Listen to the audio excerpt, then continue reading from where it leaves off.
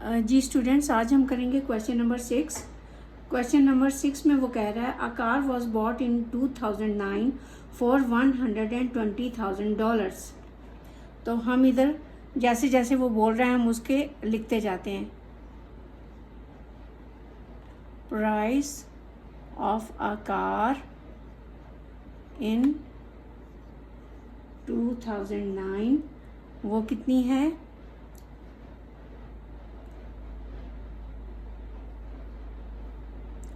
$120,000। ठीक हो गया स्टूडेंट्स। तो वो कह रहे हैं 2010 में उसकी value it's value decrease by 20%। यहाँ पे लिखेंगे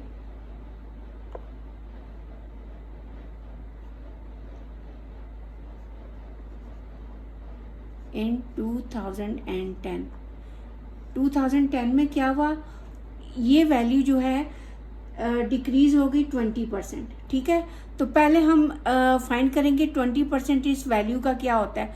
उसने ये नहीं बताया कि उसकी कीमत 20% गिर के कितनी हुई कार की, लेकिन उन्होंने कहा कि वो 20% डिक्रीज हुई। तो हम वो उसकी वैल्यू निकालने के लिए हम क्या करेंगे कि पहले हम 20% इसका मालूम करेंगे कि 2009 में जो कार की प्राइस थी उसका 20% है क्या 2010 में। 20% ऑफ $120,000 वो आ जाता है आपके पास 20/100। ऑफ का मतलब हो गया मल्टीप्लाई 120,000। तो 100 से ये 2 ज़ीरो कट गए, तो ये आपके पास आ जाती है 12 to the 24 और 1 2 और 3 ज़ीरो आगे लग जाएंगे। ये आपके पास आ जाती है स्टूडेंट्स $24,000 जो है ना, इसकी वैल्यू जो है वो कम हुई है 2010 में। सो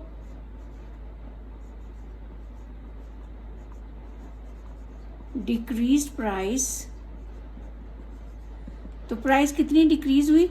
जो उसकी प्राइस 2009 में थी तो उसका जो 20% जो है, जो कि हमारे पास ये आया है, वो हमने माइनस कर देना है। 20,000 minus $24,000 which is equal to, calculate कर लेते हैं हम।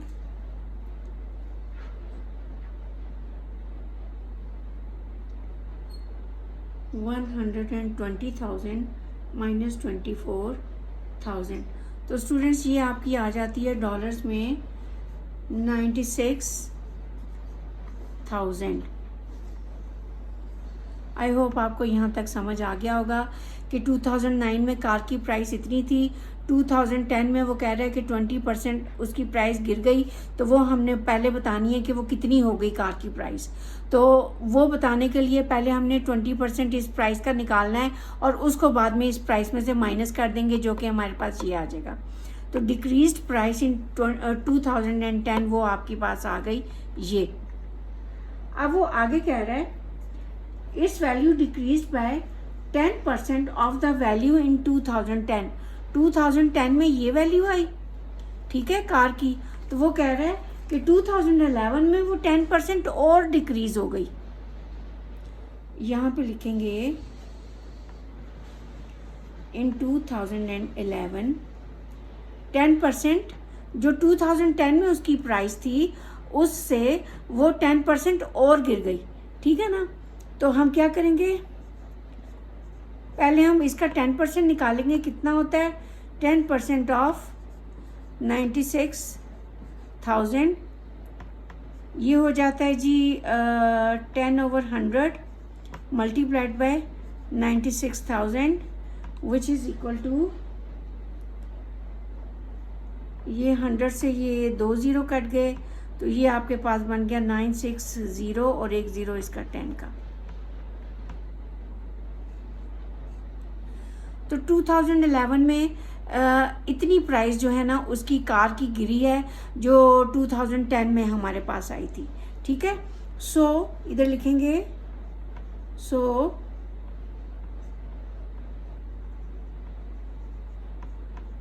डिक्रीज्ड प्राइस वो कितनी हो जाएगी, जो 2010 में प्राइस आई थी ना 96000, उसमें से माइनस कर देंगे जो 10% उसका डिक्रीज आया था, यानी कि ये वाली वैल्यू अब इसमें से माइनस कर देंगे 9600, तो ये आपके पास आ जाती है।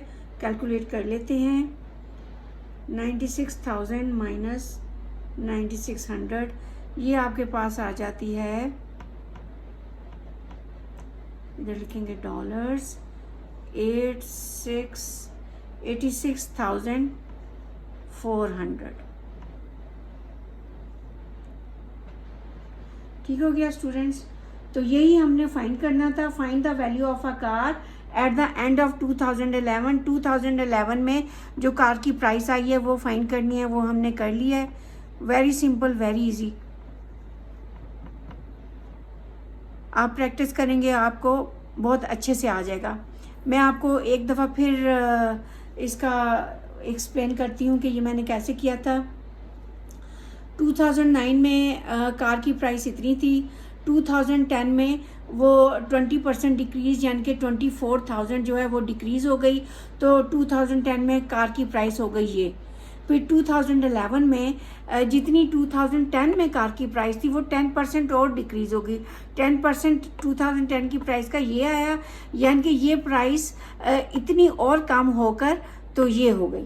ठीक है, यही उसने पूछा था कि 2009 में इतनी थी, 2010 में ये आ गई और 2011 में ये आ गई, इसकी कम होते होते उसकी प्राइस ये हो गई। बहुत सिंपल क्वेश्चन था। तो स्टूडेंट्स अब हम करते हैं क्वेश्चन नंबर 7। क्वेश्चन नंबर 7 में कह रहा है वो 45% of the students who take part in a creative writing competition are boys. के उसने वो कि जिन्होंने क्रिएटिव राइटिंग कंपटीशन में हिस्सा लिया वो 45% उसमें से बॉयज़ थे। अच्छा, उसने परसेंटेज बता दिया है कि वो बॉयज़ थे, लेकिन उसने ये टोटल स्टूडेंट्स नहीं बताया कि टोटल स्टूडेंट्स कितने थे जिनका 45% जो है बॉयज़ थे। यहाँ से ये वो वाले क्वेश्चंस हैं स्टूडेंट्स जिनकी ना हमने इक्वेशन बनानी होती है और इक्वेशन बना के इसको सॉल्व करना होता है। तो इसमें हम क्या करेंगे, पहले हम लिख देते हैं लेट टोटल स्टूडेंट्स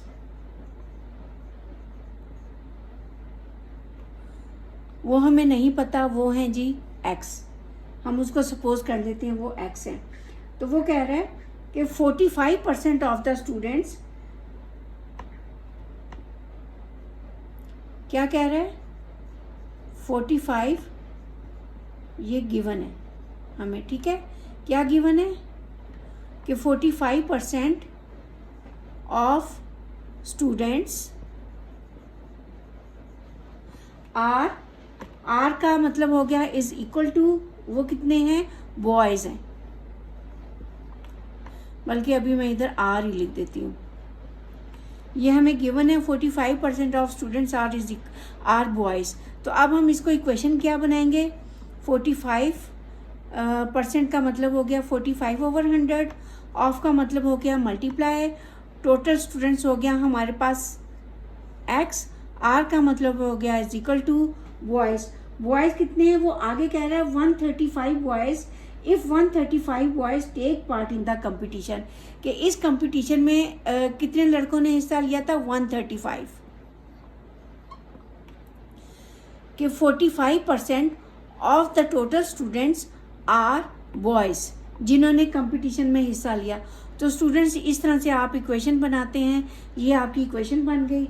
तो वो कह रहा है find the total number of students who take part in the competition, यानी कि टोटल नंबर ऑफ स्टूडेंट्स यानी कि हमने x फाइंड करना है। तो x कैसे फाइंड करेंगे, ये 45/100 x के साथ मल्टीप्लाई हो रहा है, उधर जाके ये डिवाइड हो जाएगा। x is equal to 135 divided by 45/100 which is equal to 135। Division के साइन को जब हम मल्टीप्लाई में चेंज करेंगे तो 100 ऊपर चला जाएगा, ये नंबर फ्लिप हो जाता है, ठीक है, उलट जाता है, और 45 नीचे आ जाएगा, विच इज़ इक्वल टू सीधा सीधा कैलकुलेटर से हम कैलकुलेट कर लेंगे। वो आ जाता है जी 135 को 100 से मल्टीप्लाई किया तो 135 डिवाइडेड बाय 45 वो आ जाता है जी आपका 300। तो टोटल स्टूडेंट्स कितने आ गए? 300।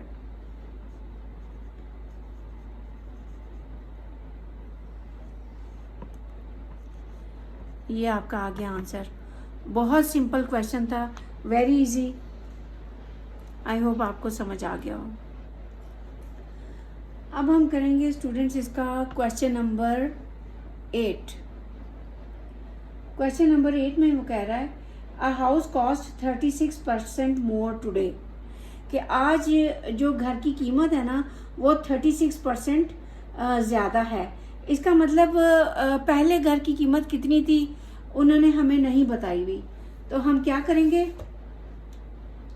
कि हम सपोज कर लेते हैं कि when cost of the house when built, let suppose कर लेते हैं let cost of the house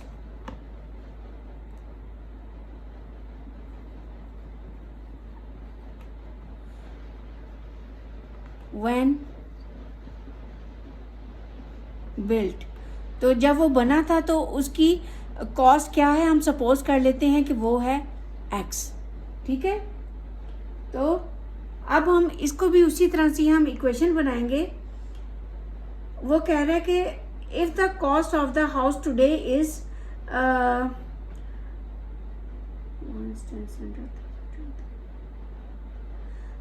333,200। ठीक हो गया स्टूडेंट्स। तो find the cost when it was built, तो हमने वो कॉस्ट बतानी है जब वो घर बना था। ठीक है, तो हमें नहीं पता, अब हम इसकी इक्वेशन बनाएंगे। जब घर बना था तो उसकी जो कॉस्ट थी वो थी x में आज उसकी कीमत चूंकि 36% ज़्यादा हो गई है। जब ज़्यादा हो गई है तो प्लस करेंगे, अगर माइनस हो जाती है तो अगर कम होती तो हम उसको माइनस कर देते। चूंकि उसकी इस घर की प्राइस जब वो बना था 36% ज़्यादा हुई है तो उसमें हम ऐड करेंगे प्लस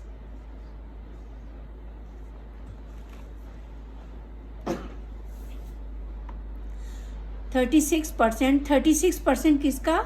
x का, कि घर जब वो जिस वक्त बना था उससे 36% ज़्यादा हो गई है।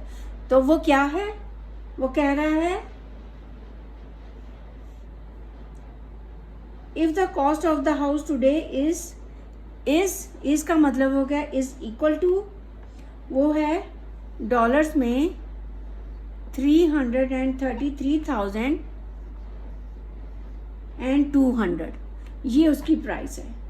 ठीक है ना, कि when house was built today it cost 36% मोर है तो उसमें हमने प्लस कर दिया। 36% किसका? घर की ओल्ड कीमत का, जब यानी कि जब वो बना था। ठीक है, और वो इस आज के टाइम पे वो क्या है, वो ये है। इस तरह से स्टूडेंट्स आपकी इक्वेशन बन जाती है।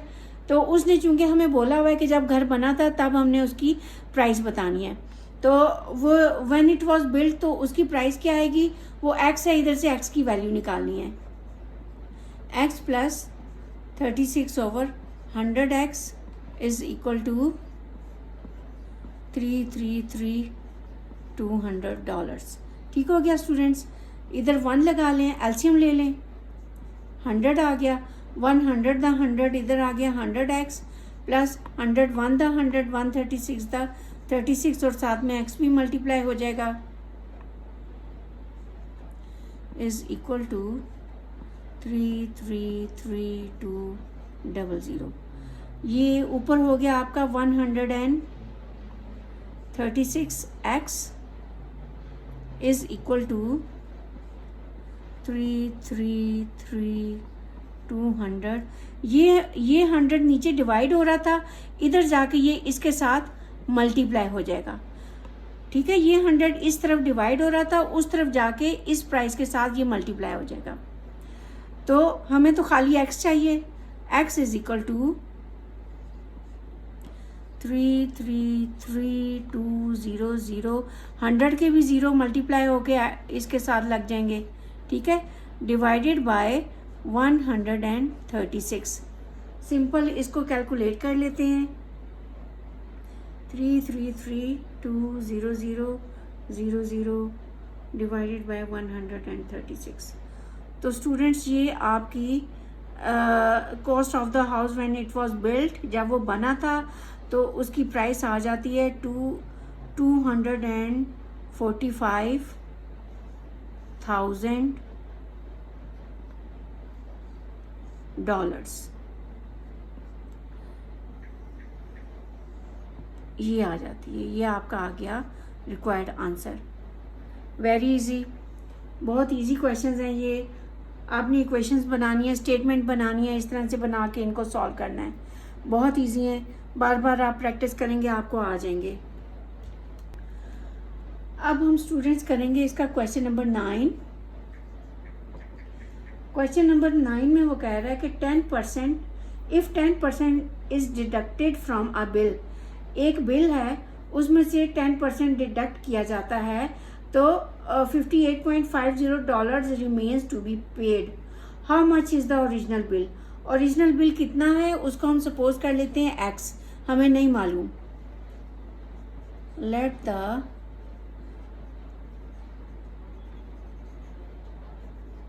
ओरिजिनल बिल वो है जी आपका x। तो उसमें वो कह रहा है कि 10% अगर डिडक्ट किए जाएं तो इतने अभी भी देने वाले हैं। तो अब हम इक्वेशन बनाएंगे। अगर उसमें जैसे मैंने आपको बताया था कि अगर जैसे पिछले क्वेश्चन में हमने किया था कि हाउस की कीमत जो है वो बढ़ गई है आज के मुकाबले में, तो बढ़ गई है तो प्लस कर दिया, अगर कम हो जाए तो माइनस करना है। इसमें भी बिल में से पैसे चूंकि काटे गए हैं तो हम माइनस करेंगे, ठीक है। ओरिजिनल बिल में से माइनस करेंगे, 10% माइनस करेंगे। वो कह रहा है 10% इज डिडक्टेड, 10% किसका? उस ओरिजिनल बिल का, ऑफ ओरिजिनल बिल। तो इतने पैसे अभी भी देने वाले हैं, इज इक्वल टू कितने पैसे देने वाले हैं?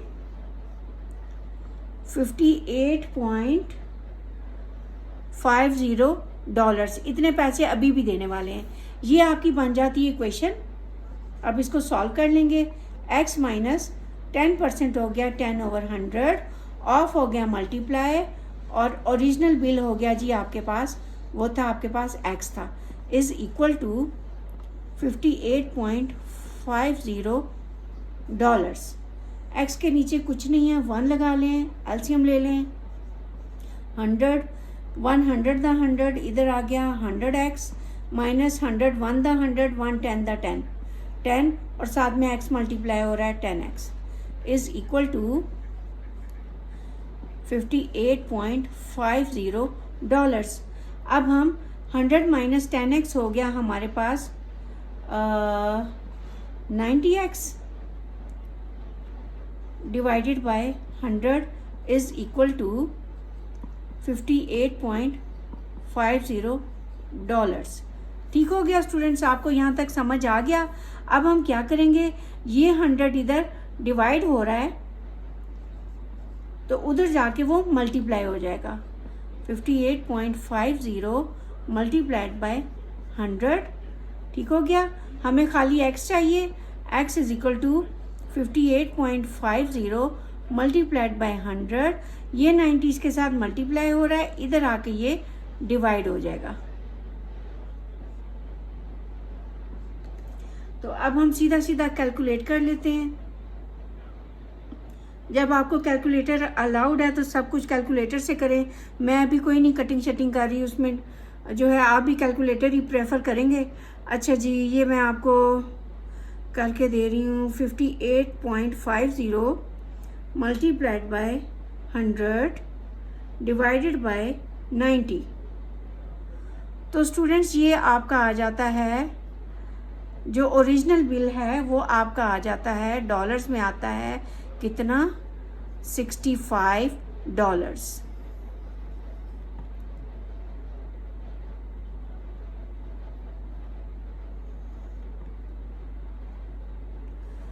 बहुत इजी था, वेरी सिंपल आंसर, बस आपने इक्वेशन बनानी है और एक्स की वैल्यू निकाल लेनी है। बहुत इजी था। आई होप आपको समझ आ गया हो। तो बेस्ट ऑफ लक स्टूडेंट्स।